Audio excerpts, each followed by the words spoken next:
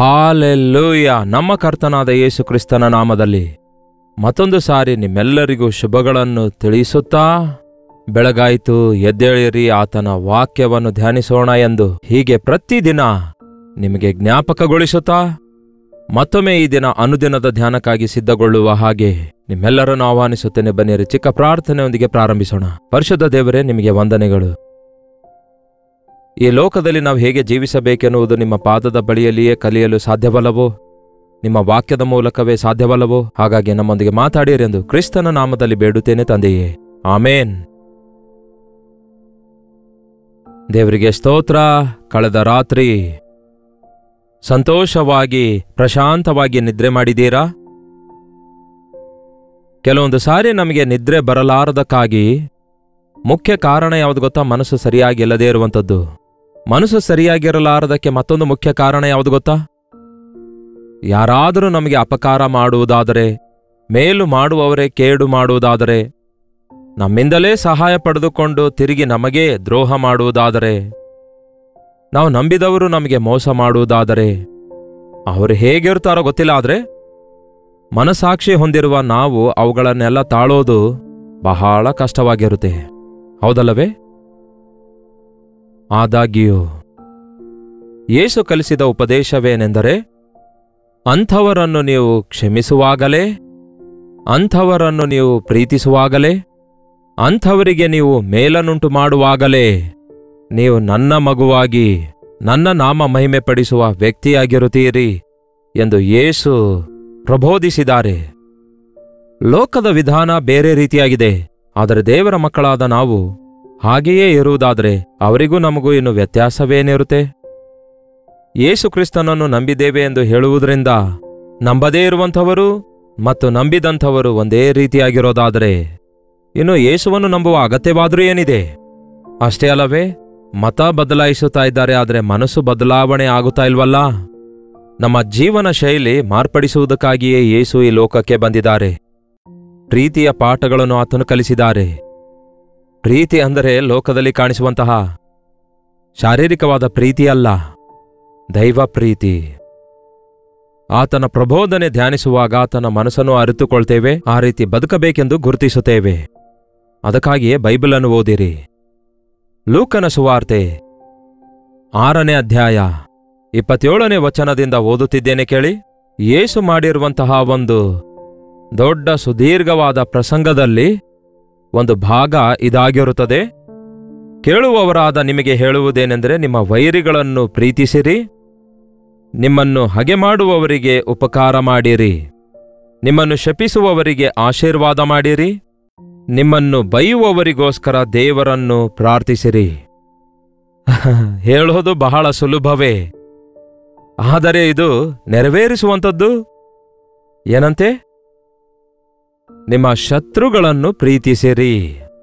ಸ್ವಂತ ಜನರನ್ನೇ ಪ್ರೀತಿಸ್ಲಿಕ್ಕಾಗ್ತಿಲ್ಲ, ಸ್ವಂತ ಮನೆಯವರನ್ನೇ ಪ್ರೀತಿಸ್ಲಿಕ್ಕಾಗ್ತಿಲ್ಲ, ಹೆತ್ತ ತಂದೆ ತಾಯಿಗಳನ್ನೇ ಪ್ರೀತಿ ಮಾಡ್ಲಿಕ್ಕಾಗ್ತಾ ಇಲ್ಲ, ಕಟ್ಕೊಂಡ ಹೆಂಡತಿಗೆ ಪ್ರೀತಿ ಮಾಡ್ಲಿಕ್ಕಾಗ್ತಿಲ್ಲ. ಹಾಗಾದ್ರೆ ಶತ್ರುಗಳನ್ನು ಪ್ರೀತಿಸಲು ಹೇಗೆ ಸಾಧ್ಯ? ಅನೇಕ ಸಾರಿ ನಮ್ಮ ಸ್ವಂತ ಮನೆಯವರನ್ನೇ ಶತ್ರುಗಳೆಂದು ಭಾವಿಸಿ ಆ ಪ್ರೀತಿಯ ಕೊರತೆ ನಮ್ಮ ಮನೆಗಳಲ್ಲಿಯೇ ಕಾಣಿಸುತ್ತೆ. ನೀವು ಅಂದುಕೊಂಡಂತೆ ನಿಮ್ಮ ಹೆಂಡತಿ ಇರ್ತಾ ಇಲ್ಲವೆಂದು, ನೀವು ಆಶಿಸಿದಂತೆ ನಿಮ್ಮ ಗಂಡ ಇರ್ತಾ ಇಲ್ಲವೆಂದು, ನೀವು ಅವರನ್ನು ದ್ವೇಷಿಸಲು ವಿಮರ್ಶಿಸಲು ಆರಂಭಿಸುವುದಾದರೆ, ಘರ್ಷಣೆಯ ಹೊರತಾಗಿ, ಅಸಮಾಧಾನದ ಹೊರತಾಗಿ ಅಂಥ ಮನೆಯಲ್ಲಿ ದೇವರ ಸನ್ನಿಧಿಯಲ್ಲಿ ಇರುತ್ತೆ ಹೇಳಿ?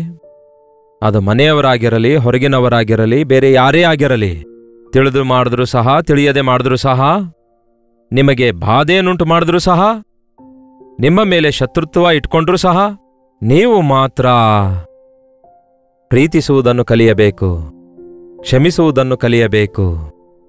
ನಿಮ್ಮ ಶತ್ರುಗಳನ್ನು ಪ್ರೀತಿಸಿರಿ, ನಿಮ್ಮನ್ನು ಶಪಿಸುವವರನ್ನು ಆಶೀರ್ವದಿಸಿರಿ. ನಿಮ್ಮನ್ನು ಯಾರಾದರೂ ಶಪಿಸಿದರೆ ನೀವು ತಿರುಗಿ ಶಪಿಸಬಾರದು. ನೀವು ಶಪಿಸುವುದಾದರೆ ಇನ್ನು ಅವರಿಗೂ ನಿಮಗೂ ಏನಿರುತ್ತೆ ವ್ಯತ್ಯಾಸ ಹೇಳಿ? ಬಹಳಷ್ಟು ಸಾರಿ ಅವರು ಒಳ್ಳೆಯವರಲ್ಲ, ಶಪಿಸುತ್ತಿದ್ದಾರೆ ಎಂದು ಹೇಳುತ್ತಲೇ ತಿರುಗಿ ಶಪಿಸುವವರನ್ನು ನೋಡ್ತೇವಂದ್ರೆ ನೀವು ಸರಿಯಾಗಿಲ್ಲ ಎಂದು ಅರ್ಥವಲ್ಲವೋ?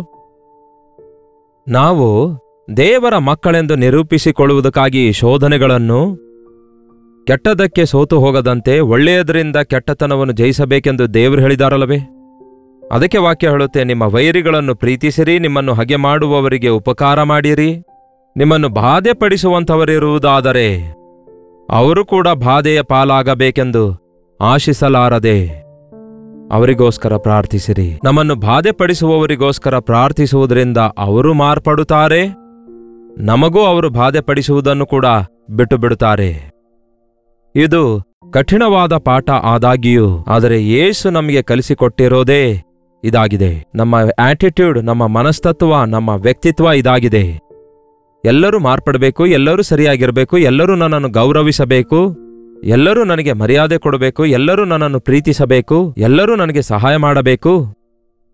ಅವರು ಯಾಕೆ ಹೀಗಿದ್ದಾರೆ, ಇವರು ಯಾಕೆ ಹೀಗಿದ್ದಾರೆ ಎನ್ನುವಂಥದ್ದು ಸಾಧಾರಣವಾಗಿ ಮನುಷ್ಯರ ಆಲೋಚನೆಯಾಗಿರುತ್ತೆ. ಅದೇ ಅವರ ವ್ಯಕ್ತಿತ್ವ ಆಗಿರುತ್ತೆ. ಆದರೆ ನಾವು ಹಾಗಿರಬಾರ್ದು. ಅವ್ರು ಹೇಗಿದ್ರು, ಇವ್ರು ಹೇಗಿದ್ರು, ಇಲ್ಲವೇ ಇವ್ರು ಹೇಗಿದ್ರು, ಅವ್ರು ಹೇಗಿದ್ರು, ಇಲ್ಲವೇ ನನ್ನೊಂದಿಗೆ ಹೇಗೆ ವರ್ತಿಸಿದರು, ನಾನು ಹೀಗೆಯೇ ನನ್ನ ಯೇಸುವಿನಂತೆಯೇ ಇರುತ್ತೇನೆ.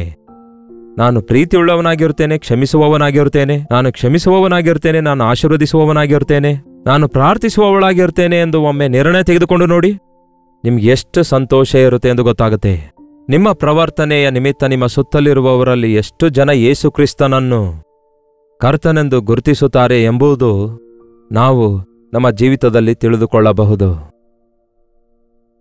ಇನ್ನು ಸ್ವಲ್ಪ ಮುಂದೆ ಹೋಗುವುದಾದರೆ, ನಿನ್ನನ್ನು ಕೆನ್ನೆಯ ಮೇಲೆ ಬಡಿದವನಿಗೆ ಮತ್ತೊಂದು ಕೆನ್ನೆಯನ್ನು ತೋರಿಸು, ನಿನ್ನ ಮೇಲಂಗಿಯನ್ನು ಕೇಳಿಕೊಳ್ಳುವವನಿಗೆ ಒಳಂಗಿಯನ್ನು ಕೂಡ ಕೊಡು, ನಿನ್ನನ್ನು ಬೇಡುವವರೆಲ್ಲರಿಗೂ ಕೊಡು, ನಿನ್ನ ಸೊತ್ತನ್ನು ಕಸಕೊಳ್ಳುವವನನ್ನು ಹಿಂದಕ್ಕೆ ಕೊಡಬೇಕೆಂದು ಕೇಳಬೇಡ.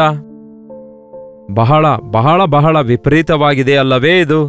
ಹಾಗಾದ್ರೆ ಹೀಗೆ ನಾವು ನಷ್ಟಗೊಳ್ಳುವುದಿಲ್ಲವೋ? ಎಲ್ಲರೂ ನಮ್ಮನ್ನು ದೋಚಿಕೊಳ್ತಾರಲ್ಲವೇ ಅಂದುಕೊಳ್ತಾ ಇದ್ದೀರಾ? ದೇವರು ನಮ್ಮ ಪಕ್ಷದಲ್ಲಿರುತ್ತಾರೆ. ದೇವರು ನಮಗೆ ಮೇಲನ್ನುಂಟು ಮಾಡ್ತಾರೆ. ದೇವರ ಪ್ರೀತಿಯನ್ನು ವ್ಯಕ್ತಪಡಿಸುವುದರ ಮೂಲಕ ನಾವು ನಮ್ಮ ಶತ್ರುಗಳನ್ನು ಕ್ರಿಸ್ತನಿಗೋಸ್ಕರ ಸಂಪಾದಿಸುತ್ತೇವೆ, ನಮ್ಮ ಸ್ವಂತ ಮನೆಯವರನ್ನು ಕರ್ತನಿಗೋಸ್ಕರ ಸಂಪಾದಿಸಿಕೊಳ್ತೇವೆ. ನಮ್ಮ ವಿಷಯದಲ್ಲಾದರೂ ನಾವು ನಿತ್ಯ ನರಕದಿಂದ ತಪ್ಪಿಸಲ್ಪಟ್ಟವರಾಗಿ ಕ್ರಿಸ್ತನ ಸಾರೂಪ್ಯಕ್ಕೆ ಮಾರ್ಪಟ್ಟು ಆತನ ರಾಜ್ಯಕ್ಕೆ ಬಾಧ್ಯರಾಗುತ್ತೇವೆ. ಯೇಸುವಿನ ಉಪದೇಶ ಕಠಿಣವಾದದ್ದೆಂದು ಅಂದುಕೊಳ್ಳಬೇಡಿ. ಆತನು ಅನುಸರಿಸಿ ತೋರಿಸಿದ್ದಾರೆ. ಆತನು ಏನು ಹೇಳಿದನೋ ಅದನ್ನೇ ಮಾಡಿದಾನೆ. ಆತನನ್ನು ದೂಷಿಸಿದವರಿಗೆ, ಅವಹೇಳನ ಹೇಳಿದವರಿಗೆ, ಆತನನ್ನು ದೋಚಿಕೊಂಡವರಿಗೆ, ಆತನಿಗೆ ಗೇಲಿ ಮಾಡಿದವರಿಗೆ, ಇಲ್ಲವೇ ಶಪಿಸಿದವರಿಗೆ ಆತನು ತಿರುಗಿ ಶಪಿಸಲಿಲ್ಲ, ಆತನು ಶಿಕ್ಷಿಸಲಿಲ್ಲ, ಬದಲಿಗೆ ಪ್ರೀತಿಸಿದ, ಕ್ಷಮಿಸಿದ. ದೇವರೇ, ಆ ಪ್ರೀತಿ, ಆ ಕ್ಷಮಾಪಣೆಯ ಮನಸ್ಸು ನನಗೆ ದಯಪಾಲಿಸು ದೇವರೇ ಎಂಬುದಾಗಿ ಎಂದಾದರೂ ದೇವರಿಗೆ ಕೇಳಿದ್ದೀರಾ? ಈ ಲೋಕದಲ್ಲಿ ಎಷ್ಟೇ ಇದ್ರೂ ಮನಃಶಾಂತಿ ಇಲ್ಲದೇ ಇರಬಹುದು. ಆದರೆ ನಿಜವಾಗ್ಲೂ ಹೇಳಬೇಕಾದ್ರೆ, ನೀವು ನಿಮ್ಮ ವೈರಿಗಳನ್ನು ಕ್ಷಮಿಸುವಾಗ ನಿಮಗಿರುವಷ್ಟು ಮನಃಶಾಂತಿ, ಸಮಾಧಾನ ಲೋಕದಲ್ಲಿ ಯಾರಿಗೂ ಇರಲ್ಲ. ಯಶ್, ಹೋಗ್ಲಿ ಬಿಡಿ ಪಾಪ. ತಂದೆಯೇ, ಅವರು ಏನ್ ಮಾಡ್ತಿದ್ದಾರೋ ಅವರು ಅರಿಯರು, ಅವರನ್ನು ಕ್ಷಮಿಸಿರಿ ಎಂದು ಯೇಸು ಹೇಳಿದಾರಲ್ಲವೇ? ಒಂದು ಸಾರಿ ಅಲ್ಲ, 100 ಸಾರಿ, ದಿನದಲ್ಲಿ ಎಷ್ಟು ಸಾರಿ ಸಾಧ್ಯವೋ ಅಷ್ಟು ಸಾರಿ, ಯಾರ ವಿಷಯದಲ್ಲಿ ಸಾಧ್ಯವೋ ಅವರ ವಿಷಯದಲ್ಲಿ ಮನಪೂರ್ವಕವಾಗಿ ಅಂಥವರನ್ನು ಕ್ಷಮಿಸಿ ನೋಡಿ. ನಿಮ್ಮ ಜೀವಿತದಲ್ಲಿ ಎಷ್ಟು ಆಶೀರ್ವಾದ ಇರುತ್ತೆ ಎಂದು, ನಿಮ್ಮ ನಿಮಿತ್ತ ಎಷ್ಟು ಜನ ಆಶೀರ್ವದಿಸಲ್ಪಡುತ್ತಾರೆ ಎಂಬುದನ್ನು ನೀವು ಗಮನಿಸುವಂಥವರಾಗಿರ್ತೀರಿ. ಈ ಅಧ್ಯಾಯವಿಡಿ ಮತ್ತೆ ನೀವು ಓದಿ ನೋಡಿ. ಕೆಲವೊಂದು ವಚನ ಮತ್ತೆ ಓದೋಣ. ಇದೇ ಅಧ್ಯಾಯದ 35ನೇ ವಚನ ಕೂಡ ಓದುತ್ತಿದ್ದೇನೆ ಕೇಳಿ. ಇಲ್ಲವೇ ಇನ್ನೂ ಚೆನ್ನಾಗಿ ಅರ್ಥ ಆಗುವಂತೆ 33ನೇ ವಚನದಿಂದ ಓದುತ್ತಿದ್ದೇನೆ ಕೇಳಿ. ನಿಮಗೆ ಮೇಲನ್ನು ಮಾಡುವವರಿಗೆ ನೀವು ಮೇಲನ್ನು ಮಾಡಿದರೆ ನಿಮಗೆ ಏನು ಹೊಗಳಿಕೆ ಬಂದಿತು? ಎಲ್ಲರೂ ಹಾಗೆ ಮಾಡ್ತಾರಲ್ಲವೇ? ಪಾಪಿಷ್ಠರೂ ಸಹ ಹಾಗೆ ಮಾಡುತ್ತಾರಲ್ಲ. ಮೇಲು ಮಾಡುವವರಿಗೆ ಮೇಲು ಮಾಡುವುದರಲ್ಲಿ ಇನ್ನೇನು ದೊಡ್ಡಸ್ತಿಕೆ ಇದೆ? ಅವರು ಕೊಟ್ಟಿದ್ದಾರೆ, ನೀವು ಕೊಟ್ಟಿದ್ದೀರಿ. ಅವರು ಬಂದಿದ್ದಾರೆ, ನೀವು ಹೋಗಿದ್ದೀರಿ. ಹೌದಲ್ಲವೇ? ಅವರು ನಿಮಗೆ ಮೇಲ್ ಮಾಡಿದ್ದಾರೆ, ನೀವು ಅವ್ರಿಗೆ ಮೇಲ್ ಮಾಡಿದ್ದೀರಿ. ಇದು ಸರ್ವಸಾಧಾರಣ, ಇದು ಎಲ್ಲರೂ ಮಾಡುವಂಥದ್ದಾಗಿದೆ. ಅದರಲ್ಲಿ ನಿಮ್ಮ ದೊಡ್ಡಸ್ತಿಕೆ ಏನಿದೆ? ಏನು ಹೊಗಳಿಕೆ ಇದೆ? ಪಾಪಿಷ್ಠರೂ ಹಾಗೆ ಮಾಡುತ್ತಾರಲ್ಲ. ಅವರು ನಮಗೂ ಸಾಲ ಕೊಟ್ಟಾರೆಂದು ನೀವು ಯಾರಿಗಾದರೂ ಸಾಲ ಕೊಟ್ಟರೆ ನಿಮಗೆ ಏನು ಹೊಗಳಿಕೆ ಬಂದಿತು? ಪಾಪಿಷ್ಠರು ಸಹ ತಾವು ಕೊಟ್ಟಷ್ಟು ತಮಗೆ ತಿರುಗಿ ಸಿಕ್ಕುತ್ತದೆಂದು ಪಾಪಿಷ್ಠರಿಗೆ ಸಾಲ ಕೊಡುತ್ತಾರಲ್ಲ.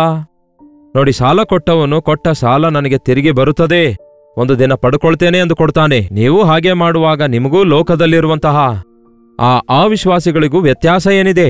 ನೀವಾದರೂ ನಿಮ್ಮ ವೈರಿಗಳನ್ನು ಪ್ರೀತಿಸಿ ಅವರಿಗೆ ಉಪಕಾರ ಮಾಡಿರಿ, ಧೈರ್ಯವನ್ನು ಬಿಡದೆ ಸಾಲ ಕೊಡಿರಿ.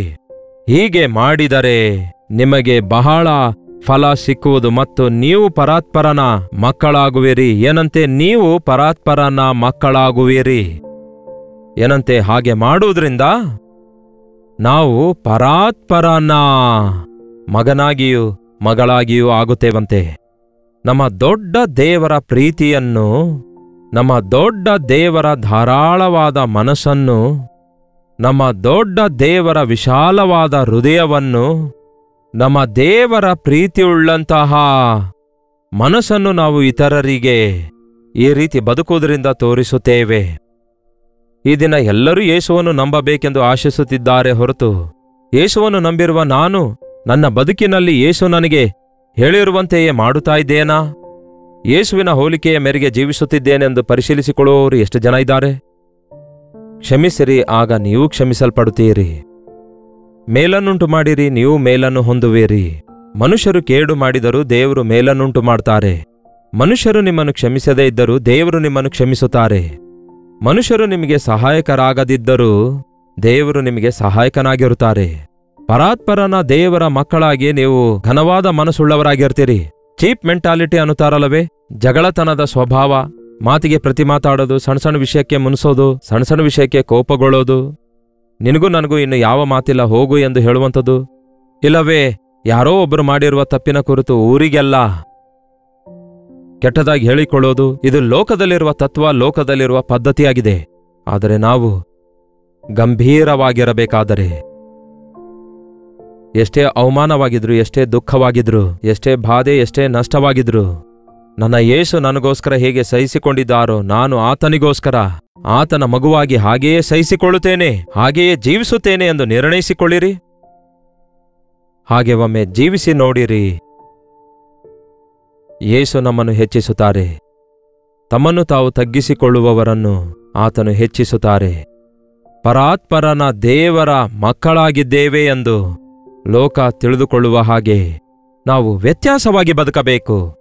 ಎಲ್ಲರೂ ಮಾಡುವಂತೆ ನಾವು ಮಾಡುವುದರಿಂದ ಪ್ರಯೋಜನವೇನಿದೆ ಹೇಳಿ? ಆತನು ಉಪಕಾರ ನೆನೆಸದವರಿಗೂ ಕೆಟ್ಟವರಿಗೂ ಉಪಕಾರಿಯಾಗಿದ್ದಾನೆ. ಅಂದರೆ ಕೃತಜ್ಞತೆ ಇಲ್ಲದಿದ್ದರೂ ಕೂಡ, ದುಷ್ಟರಾಗಿದ್ರೂ ಕೂಡ ಆತನು ಅಪಕಾರ ಮಾಡುತ್ತಾ ಇಲ್ಲ, ಉಪಕಾರವನ್ನೇ ಮಾಡ್ತಿದ್ದಾರೆ. ಅದಕ್ಕೆ ದಯವಿಟ್ಟು ಯಾರಿಗೂ ಅಪಕಾರ ಮಾಡಬೇಕೆಂದು ಬಯಸಬೇಡಿ. ನಿಮ್ಮ ಕೈಲಾದ್ರೆ ಉಪಕಾರ ಆದರೂ ಮಾಡಿ. ಆಗ ನೀವು ಮನಶಾಂತಿಯಿಂದಿರುತ್ತೀರಿ, ನೀವು ತೃಪ್ತಿಯುಳ್ಳವರಾಗಿರುತ್ತೀರಿ. ಖಚಿತವಾಗಿಯೂ ನೀವು ಹಾಗೆ ಜೀವಿಸುವುದರಿಂದ ಎಲ್ಲರ ದೃಷ್ಟಿಯಲ್ಲಿ ಕಡಿಮೆಯಾಗುತ್ತೇನೇನೋ, ಎಲ್ಲರಿಗೆ ಚೀಪಾಗಿ ಕಾಣಿಸ್ತೇನೇನೋ, ಕೀಳ್ಮಟ್ಟದವನಾಗಿ ಕಾಣಿಸ್ತೇನೇನೋ ಎಂಬುದಾಗಿ ಅಂದ್ಕೊಳ್ತೇವೆ. ಆದರೆ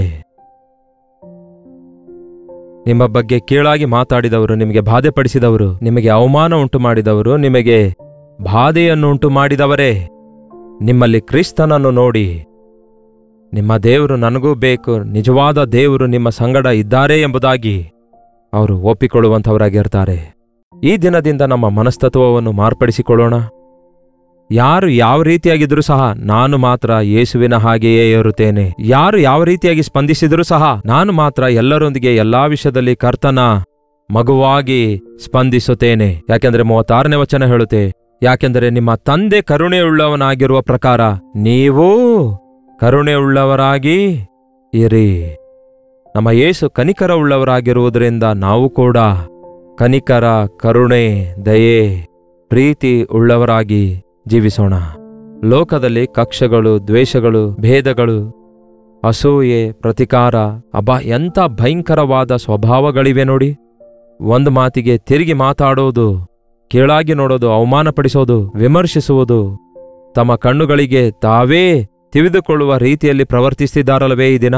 ನಾವು ಮಾತ್ರ ಹಾಗಿರದೆ, ಬಿದ್ದವನು ಬುದ್ಧಿಹೀನನಲ್ಲ ಎಂಬ ಗಾದೆ ಇದೆಯಲ್ಲವೇ? ಯೇಸುವಿನ ನಿಮಿತ್ತ ಅವಮಾನವಾಗಲಿ, ನಿಂದೆಯಾಗಲಿ, ಬಾಧೆಯಾಗಲಿ, ನಷ್ಟವಾಗಲಿ, ಕಷ್ಟವಾಗಲಿ, ನಾವು ಕ್ರಿಸ್ತನ ಪ್ರೀತಿಯನ್ನೇ ತೋರಿಸುತ್ತಾ ಕ್ಷಮಿಸುವವರಾಗಿರೋಣ. ಆಶೀರ್ವದಿಸೋಣ, ಪ್ರಾರ್ಥಿಸೋಣ, ನಾವು ಆಶೀರ್ವದಿಸಲ್ಪಡೋಣ. ಬನ್ನಿ ಪ್ರಾರ್ಥಿಸೋಣ.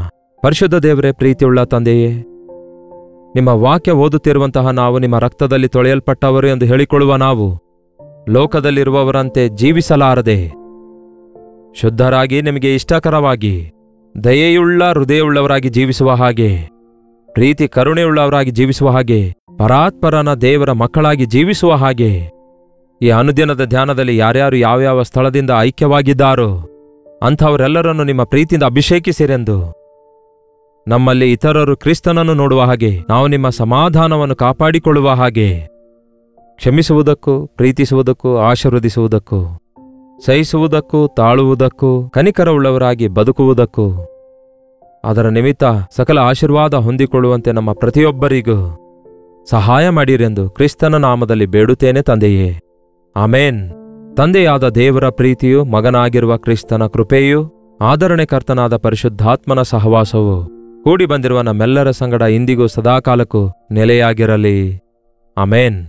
ದೇವರಿಗೆ ಸ್ತೋತ್ರ. ನಿಮ್ಮ ಪ್ರಾರ್ಥನಾ ಮನವಿಗಳನ್ನು 8939731313 ನಂಬರ್ಗೆ ಒಂದು ಟೆಕ್ಸ್ಟ್ ಇಲ್ಲವೇ ವಾಯ್ಸ್ ಮೆಸೇಜ್ ಮೂಲಕ ವಾಟ್ಸಪ್ ಕಳಿಸಿಕೊಡಿರಿ. ನಿಮಗೋಸ್ಕರ ಪ್ರಾರ್ಥಿಸ್ತಿದ್ದೇವೆ.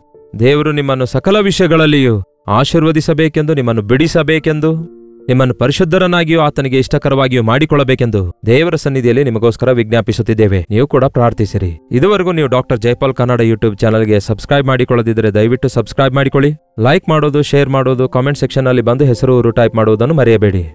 ಕರ್ತನ ಚಿತ್ತವಿರುವುದಾದರೆ ಮತ್ತೆ ನಾಳೆ ಇದೇ ಸಮಯದಲ್ಲಿ ಇದೇ ಅನುದಿನದ ಧ್ಯಾನದಲ್ಲಿ ಭೇಟಿಯಾಗೋಣ. ಅಲ್ಲಿವರೆಗೂ ದೇವರ ಮಹಾಕೃಪೆ ನಿಮ್ಮೆಲ್ಲರೊಂದಿಗಿರಲಿ.